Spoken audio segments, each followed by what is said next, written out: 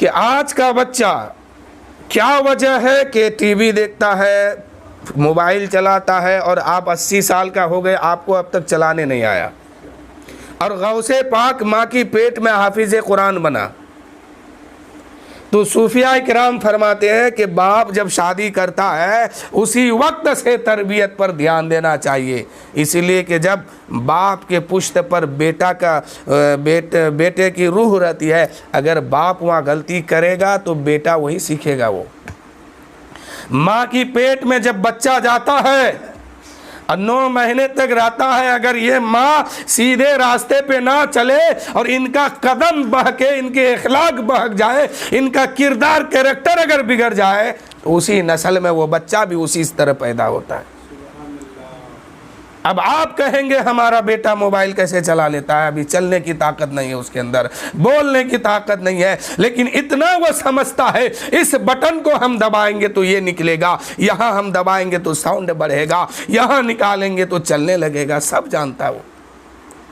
तो ये जो 9 माह पेट में रख करके माँ ने जो मोबाइल चलाई है ना, इसी का असर उसके पेट में पड़ा है, और यही असर उस बच्चे ने दुनिया में आके दिखा दिया। और इसको साबित मैं अगर करूं तो गौसे पाक का वो वाकया ज़हन में लाइए।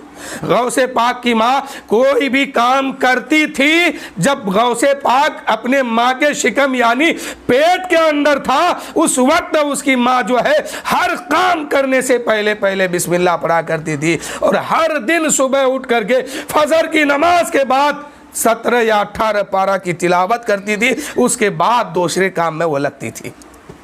यही वजह है कि गौसे पाक कहते हैं, ऐ मेरे उस्ताद मोहतरम, मैं किसी मदरसे में नहीं पढ़ा हूँ, मैंने तो ये आयत मुबारक, ये सूरत, ये पारा अपनी माँ के पेट के अंदर रह करके याद कर लिया था। उनके उस्ताद ने कहा आखिर कैसे याद किया?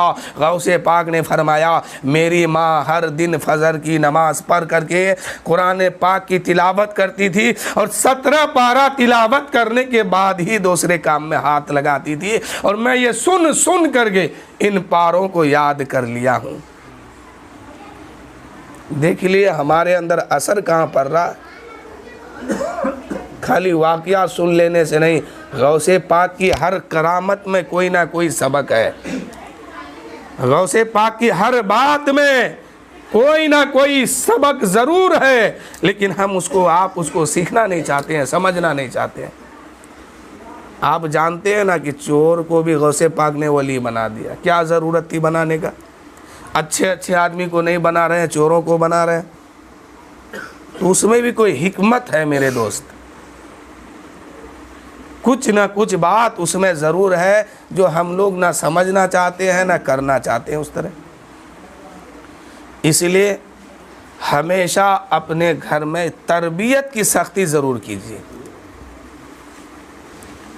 तरबियत अगर होगी तो फिर वो बच्चा बूढ़ा होकर के, जवान होकर के इस्लाम का ख़िलाफ़ कदम नहीं उठाएगा।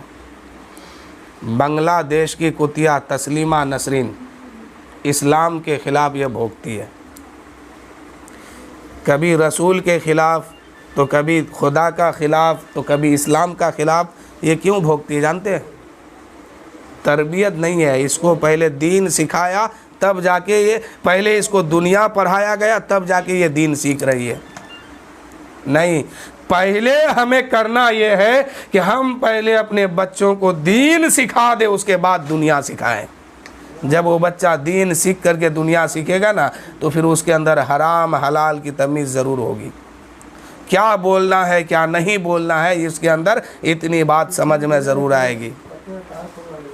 लखनऊ का हरामुन नस्ल एक शख्स है जिसका नाम वसीम रावजी है। कुछ दिन पहले उसने कुरान का ख़िलाफ़ बका था, रसूल का ख़िलाफ़ बका था, खुदा का ख़िलाफ़ बोला था। क्यों बोला जानते हैं? तरबियत में इसकी गड़बड़ी हो गई। क्योंकि ये लोग पहले दुनिया सीख लेते हैं, दुनिया पढ़ लेते हैं, उसके बाद दीन सीखने आते हैं, तो शैतान है, बका दिया। तो ज़रूरत इस बात की है कि पहले दीन सीखिए, दुनिया नहीं। दुनिया सीखने जाइएगा, कहे पढ़ाएगा क्या? सबसे पहला जुमला आता है A for apple, B for ball, ये सब ना आता है। तो बच्चे को सिखा दिया ये एप्पल है, उसके बाद बच्चे को पढ़ा रहा ये बॉल है, तो बच्चा कहता है पहले मुझे खा लेने दो एप्पल तब हम खेलने जाएंगे। अभी खेलने के मैदान में नहीं पहुंचा तब तक कह दिया ये आम है, ये अमरूद है, फिर बच्चा खाने में लगा। फिर कुछ देर गुजरता है तो कहता है ये हाथी है, तो ये शेर है, ये कुत्ता है। अब बच्चा कहता, बच्चा फेर में पड़ गया कि हम खाएं कि खेलने जाएं, कि हाथी पर बैठे कि कुत्ता के साथ खेले, क्या करें। अब ये बच्चा जब बड़ा होता है तो हराम हलाल की तमीज़ इसके अंदर नहीं होता है। जब बड़ा होता है तो दीन की अहमियत इसके पास नहीं होता है, दीन में क्या सुन्नत है क्या फ़र्ज़ है ये नहीं जान पाता है। लेकिन वही बच्चा अगर पहले उसको दीन सिखाया जाए तो क्या पहला जुमला आता है बिस्मिल्लाहिर्रहमानिर्रहीम, तो बच्चा सोचता है कि कोई ना कोई मुझे पैदा करने वाला ज़रूर है, कोई ना कोई मुझे दुनिया में भेजने वाला ज़रूर है। अब जब आगे पढ़ता है रहमान तो कहता है कि ये तो कोई ना कोई मेरा मालिक ज़रूर है, कोई ना कोई मुझ पर रहम करने वाला ज़रूर है। आगे कहता है पर रहीम, तो कहता है ओहो मुझे पैदा करने वाला खुदा है, वो बहुत बड़ा रहमान है, मुझ पर रहम करने वाला है। अब वो समझते जाता है दीन को। तो पहले खुदा को, खुदा की मोहब्बत, रसूल की मोहब्बत, दीन की मोहब्बत, दीन की फ़राइज़ उस बच्चे को सिखाइए, फिर जो चाहे आप पढ़ाइए, मना नहीं है। जब उसको कह दीजिएगा कि खुदा एक है तो फिर वो बच्चा आगे देखेगा, कहेगा खुदा रहमान भी है, फिर वो आगे देखेगा खुदा रहीम भी है। तो बच्चा समझते जाएगा कि हमको करना क्या है अब ज़िंदगी में। और ना अगर उसको कुत्ता बिल्ली बॉल बैट ये सब अगर पढ़ाइएगा तो वो ना दीन का रहेगा ना दुनिया का रहेगा, किसी काम का नहीं होगा।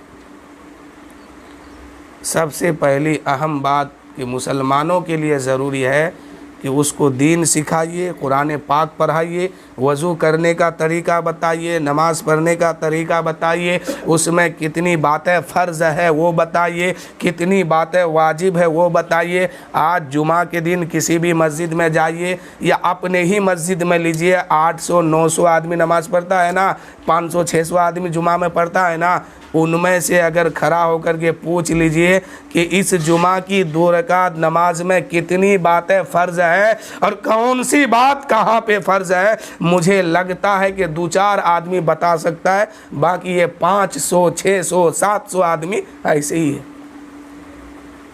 क्यों ऐसे है? अगर कोई गैर सवाल कर ले कि तुम जिस नमाज को पढ़ के आए हो बताओ उसमें कितनी बातें ज़रूरी है, क्या बताएंगे? और जब बता ही नहीं पाएंगे तो वो क्या आपके तरफ आएगा?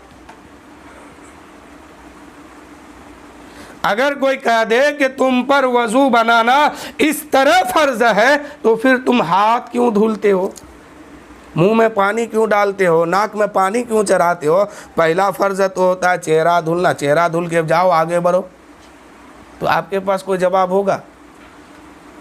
आपने सीखा ही नहीं तो जवाब कहाँ से दीजिएगा? तो यही तो मैं कहना चाहता हूँ कि आप अपने बच्चों को यही चीज़ पहले बता दीजिए, फिर दुनिया का जो तालीम देना है देते रहिए।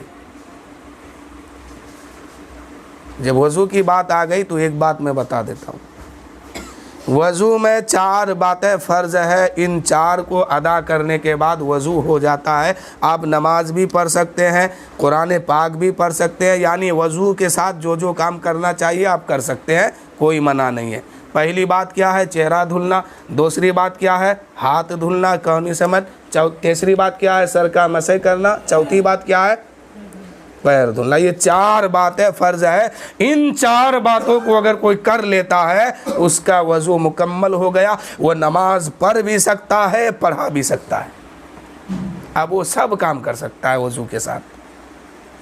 लेकिन हाथ क्यों धुला जाता है? कुल्ला क्यों किया जाता है? नाक में पानी क्यों चढ़ाया जाता है?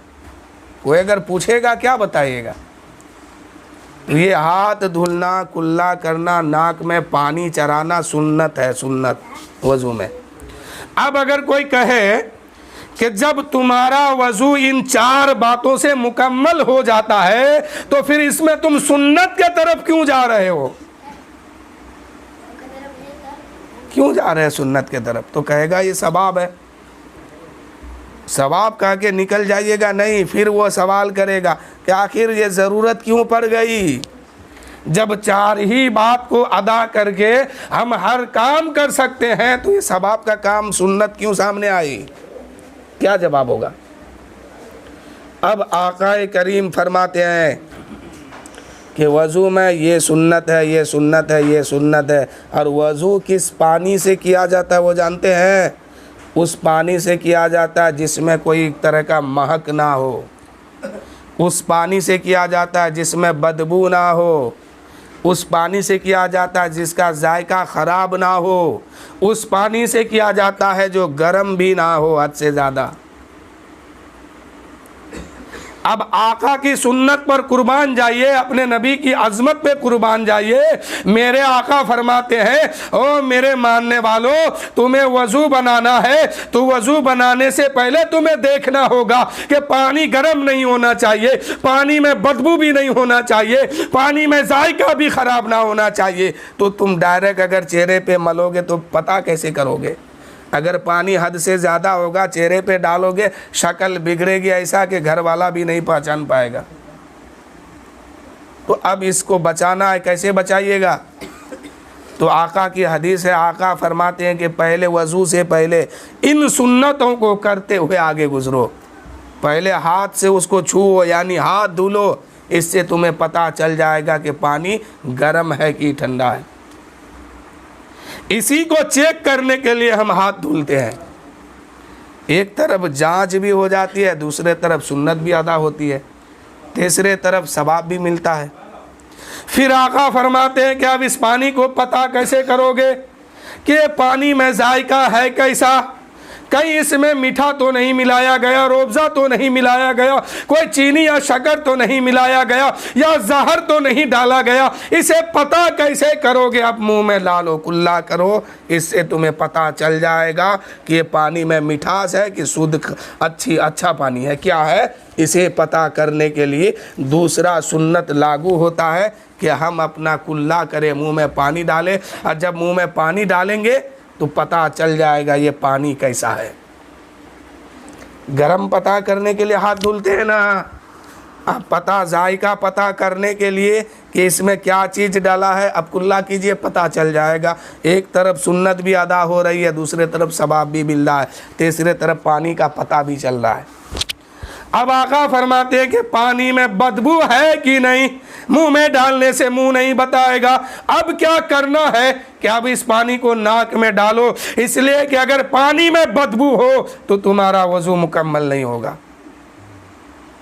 तो पानी को नाक में चढ़ाया जाता है, इससे पता ये हो चलता है कि पानी सही है कि गलत है। जब ये 3 जांच में पानी पार हो जाता है, ये 3 जांच करने के बाद पानी अगर पास हो गया, आका फरमाते हैं अब फर्ज के तरफ आओ, इसको पानी लो और चेहरा धो लो। पानी को जांच करने के लिए 3 सुन्नतों से गुजरना है। इसलिए इन बातों को याद कीजिए, अपने बच्चों को भी पढ़ाइए, सिखाइए। लेकिन आपका तो मिशन ये है कि हमें दुनिया कमाना है, हमें दुनिया देखना है, हमें दुनिया पे चलना है, दीन से मतलब नहीं है। नहीं मेरे भाई, मरिएगा ना तो वहाँ खूब अच्छी तरह समझ में आएगी कि दुनिया क्या था और दीन क्या है, हमारे लिए ज़रूरी क्या है, वह खूब बेहतरीन अंदाज से आपको समझ में आएगा। इसीलिए हमेशा हर वक्त, आज घर घर में देखा जाता है कि घर का बूढ़ा आदमी नमाज़ पढ़ने जाते हैं, और उस घर को थोड़ा देखा जाए तो उस घर में जवान बेटा है, नमाज नहीं पढ़ता है। बाप के चेहरे पे दाढ़ी है, जवान बेटा दाढ़ी छीलता है। बाप का लिबास इस्लामी लिबास है, बेटा के शरीर में इस्लामी लिबास नहीं है। बाप नमाज पढ़ता है, बेटा नमाज नहीं पढ़ता है, घर की औरतें नमाज नहीं पढ़ती है। कुरान तो कहता है कि उस आग से बचो जहन्नम की, जिसका जलावन, जिसका ईंधन पत्थर और इंसान है। आप तो बचने की कोशिश करते हैं, लेकिन कभी सोचे हैं कि हम अपने घर वाले को कैसे बचाएंगे? मिसाल के तौर पर एक घर है, उसमें आपकी बीवी है, बच्चे हैं, बहन है, माँ है, भाई है, रिश्तेदार है, बाप है, सब कोई मौजूद है और उस घर से आप बाहर निकले हुए हैं। अचानक किसी वजह से उस घर में आग लग गई। अब आप क्या करेंगे? पहले आग बुझाएंगे कि अपने घर के बच्चों को बचाएंगे? उसी घर के अंदर आपकी बीवी है, आपके बच्चे हैं, आपके रिश्तेदार भी है, आपके बाप और माँ सब मौजूद है, सिर्फ आप उस घर से बाहर हैं। तो आप बताइए, उस घर में अगर आग लग जाए, आपको खबर मिले, तो आप क्या करेंगे? पहले घर को बचाएंगे, पहले आग बुझाएंगे, या पहले अपने घर वालों को बचाने की कोशिश करेंगे? क्या जवाब है आपका? बोलिए, आप क्या करेंगे? ये आसान सवाल है। किसको बचाएंगे? घर को या खानदान को या आग को बुझाएंगे? आप लोग का जवाब होगा कि पहले अपने घर वालों को बचाएंगे। यानी घर जले तो जले, आग शबाब पर है तो होने दे, उस घर के अंदर जो मेरे बच्चे हैं, किसी तरह से हम उन बच्चों को निकाल ले, अपनी माओ को, बहनों को और घर की औरतों को उस घर से बाहर निकाले, तब हम आग बुझाने का काम करेंगे, घर बचाने का काम करेंगे। यही ना है? ये आग तो दुनिया की आग है, जिस आग को खुदा ने लगाया है, अगर उस आग में आपके खानदान के लोग जाएगा तो क्या हाल होगा? क्या आप वहाँ बचा सकते हैं? है ताकत वहाँ बचाने की? रब के सामने ज़बान खोलने की हिम्मत है? किसी में नहीं है। रब के सामने सब थर थर कांपने लगेगा और दिल में ख्याल होगा कि मेरा बेटा जा रहा तो जाने दे, हम किसी तरह बच जाए। और यह दुनिया का हाल यह है कि आग नहीं बुझा रहे हैं, घर भी नहीं बचा रहे हैं। वो घर जो मेहनत और मुशक्क़त के साथ बनाए हैं, उस घर की फ़िक्र नहीं है, औलाद की फ़िक्र है, अपने घर वालों की फ़िक्र है कि इस जलते हुए आग से इन लोगों को बचा लिया जाए। और जिस आग को खुदा ने लगाया, जिस आग को खुदा ने दहकाया और कह दिया कि इस आग से बचो और ख़ुद भी बचो, अपने बच्चों को भी बचाओ, अपने ख़ानदान को भी बचाओ, जिसका ईंधन, जिसका जलावन मैंने इंसान को बनाया है और पत्थरों को बनाया है, तो आप बचाएंगे ना? हम सब पर ज़रूरी है अपने आप भी उस आग से बचिए और अपने घर वालों को भी बचाइए। वो जहन्नम का पेट ऐसा है कि वो भरने वाला नहीं है। इंसान का पेट तो कुछ देर के लिए भर जाता है, लेकिन वो जहन्नम का पेट नहीं भरेगा। जब लोगों को, इंसानों को अल्लाह ताला जहन्नम में डाल देगा, अब कोई नहीं बचेगा। यानी जितने लोग जहन्नम में जाना था, सबको अल्लाह ताला ने फरिश्तों को हुक्म दिया कि डाल दो, डाल दिया गया। उसके बाद फिर जहन्नम 3 बार जोरदार चीखें मारेगी और कहेगी कि मौला, अभी मेरा पेट भरा नहीं है, और खुराक दिया जाए और डाला जाए। यानी जितना इंसान को डालना था वो सबको डाला जा चुका। फिर भी जहन्नम कहता है मेरा अभी पेट भरा नहीं है, और डाला जाए और डाला जाए। 3 बार जब चीखेगा जहन्नम, तो रब कहेगा ए फरिश्तों, अब इसके अंदर जो है पत्थर डाल दो और भर दो इसको। अब इसका जलावन क्या हो गया? इंसान और पत्थर। नीचे इंसान है, ऊपर से पत्थर है, अब उसी में इंसान को रहना है। ज़रा सोचिए उस वक्त के बारे में कि कहीं अगर हम फंस गए या मेरे घर वाले फंस गए, क्या हाल होगा? वहाँ कोई बचाने वाला नहीं होगा। और हम यहाँ अमल ऐसा करके बैठे हैं, हमारा इखलाक ऐसा है, किरदार ऐसा हो गया है, हम कुछ नहीं समझते अपने आगे से किसी को। नहीं मेरे भाई, हम अपने इखलाक, किरदार, कैरेक्टर पर ध्यान दें, अमाल पर ध्यान दें कि हमारा अमल किधर जा रहा है। किसके तरफ हम अमल कर रहे हैं उधर ध्यान देना चाहिए कि क्या इन अमल के बल बुनियाद पर हम वहाँ बच सकते हैं कि नहीं बच सकते हैं, इस पे गौर कीजिए। अगर कोई गुनाह हो जाए तो अल्लाह की बारगाह में रोइए, माफ़ी मांगे और दिल में सोचिए कि ये जो मैंने गुनाह किया, क्या हुआ, हम पकड़े जाएंगे कि बच जाएंगे। मैंने शुरू में कहा कि आपका थोड़ा थोड़ा गुनाह जो है इतना बड़ा हो जाएगा एक दिन कि वहाँ एक दिन 50,000 साल का होगा, आपका हिसाब पूरा भी नहीं होगा। इतना बड़ा पर्चा आपके हाथ में दिया जाएगा और सब लिख लिख के दिया जाएगा और कहेगा कि जो अच्छा किए हो वो भी तुम्हारे हाथ में है, जो बुरा किए हो वो भी तुम्हारे हाथ में है, पढ़ के दोनों को सुनाओ। इतना आसान नहीं है जन्नत में जाना, बहुत मुश्किल घड़ी है। अभी तो ये दुनिया की मुश्किल कोई मुश्किल नहीं है, उस मुश्किल के सामने ये अदना है।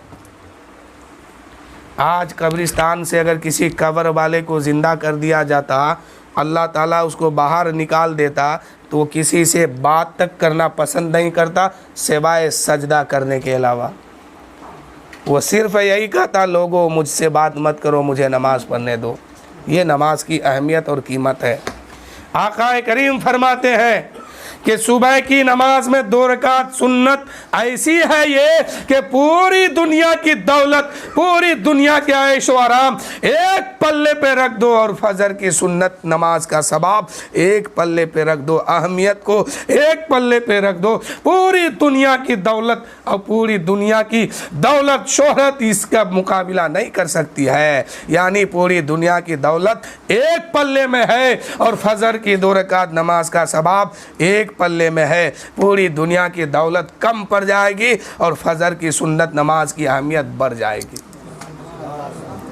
जब ये सुन्नत का ये हाल है तो फर्ज का क्या हाल होगा।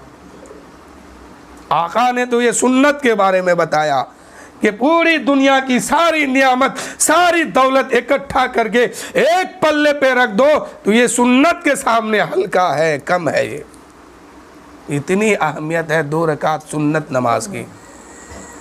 इसलिए मेरे भाई, हम और आप दुनिया में आए हैं तो इन सब बातों पर गौर कीजिए। वक्त ज़्यादा हो गया, बस 2-4 आसार समाप्त कीजिए, उसके बाद ख़त्म किया जाए। कि माँ ने तुमको अपने शिकम में आधा हाफिज कर डाला, माँ भी आपकी अल्लाह वाली गौसे आज़म जिलानी।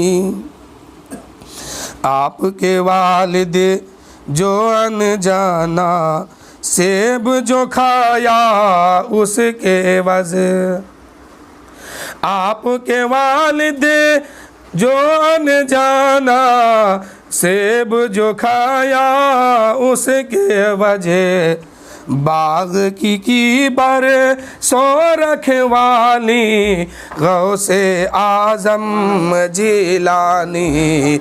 आप निराले शान निराली गौसे आज़म जिलानी। भर दो मेरी झोली खाली गौसे आज़म जिलानी। भर दो मेरी झोली खाली गौसे आज़म जिलानी। दुरूद शरीफ पढ़िए, अल्लाहुम्मा सल्ली अला।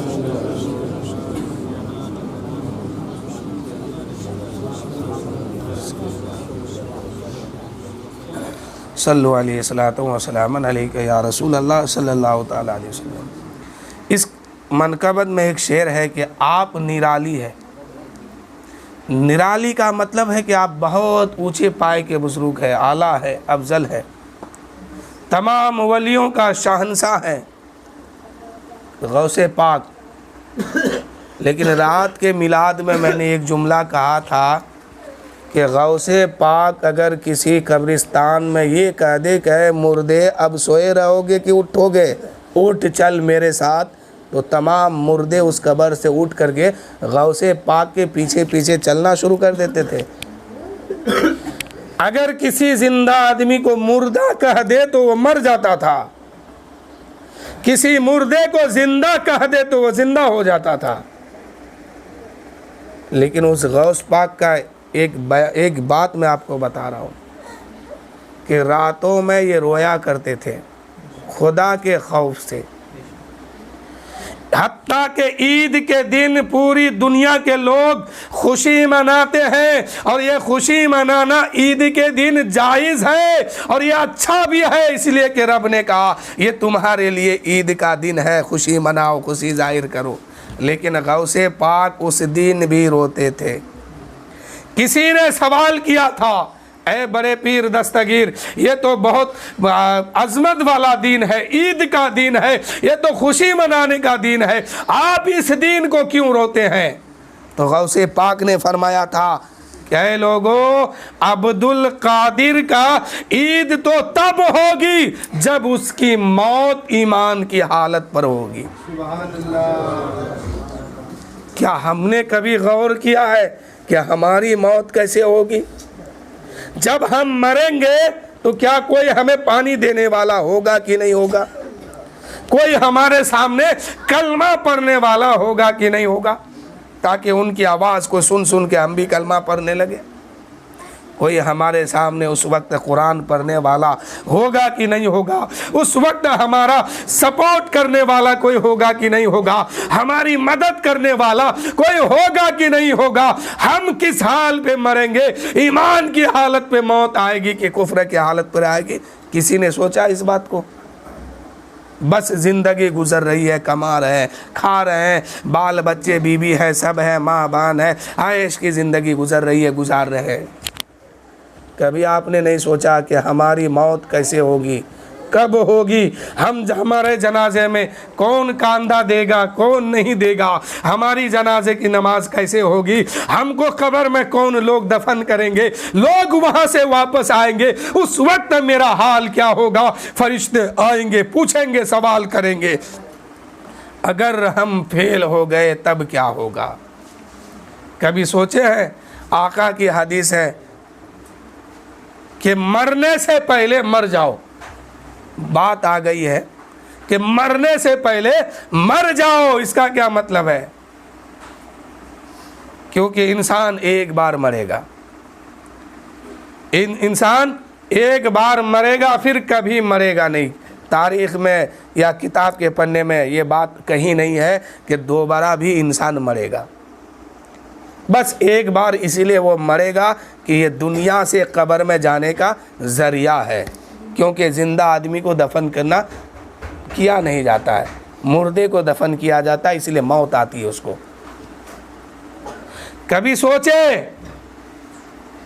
कि लोग वहाँ से वापस आएंगे, फरिश्ते आएंगे कब्र में और पूछेंगे कि मन रब्बो का, अगर हम सवाल का जवाब ना दे पाए, उस वक्त आवाज़ आएगी मेरा बंदा झूठा है, इसके कब्र में आग का बिछोना बिछाओ, जहन्नम की खिड़की खोल दो, सांप ले आके छोड़ दो, बिच्छू ले जाके छोड़ दो। उस वक्त हम जिंदा होंगे, क्या हाल होगा? और वहाँ से हमें कोई भागने का रास्ता भी नहीं मिलेगा। उस आलम में हमें रहना होगा, सज़ा मिलेगा, फरिश्ते आएंगे, वो फरिश्ता जो आपकी बात को भी नहीं सुनेंगे, सिर्फ हम मारते जाएंगे ता क़यामत तक। कभी सोचें? आका की हदीस है कि मरने से पहले मर जाओ। इसका क्या मतलब हुआ? आप किसी आलिम दीन की बारगाह में जाएंगे, कहेंगे हुजूर इस हदीस का मफहूम हमें बताइए और इसके माने मतलब हमको बहुत अच्छे अंदाज में समझाइए। तो वो कहेंगे कि मरने से पहले मरने का मतलब ये है कि तुम कहीं सन्नाटे जगह पे या रात के अंधेरे में अकेले रूम बंद कर दो, रोशनी को गुल कर दो, अंधेरी रात में अकेले हो और वहाँ तुम सोचो कि हम मर गए हैं, कब्र की दुनिया में आ गए हैं, फरिश्ते हमसे सवाल कर रहे हैं, हम किसी सवाल में पास नहीं हो पाए, जवाब नहीं दे पाए। अल्लाह के तरफ से हुक्म आया, इसके कब्र में अजाब मुसल्लत कर दो, हम पे अजाब हो रहा है। हम भागने की कोशिश करते हैं कब्र से, निकलने की कोशिश करते हैं कब्र से, वो पुकार के लगाते हैं, चिल्लाते हैं, लेकिन हमारी आवाज बाहर वाले कोई नहीं सुनता है।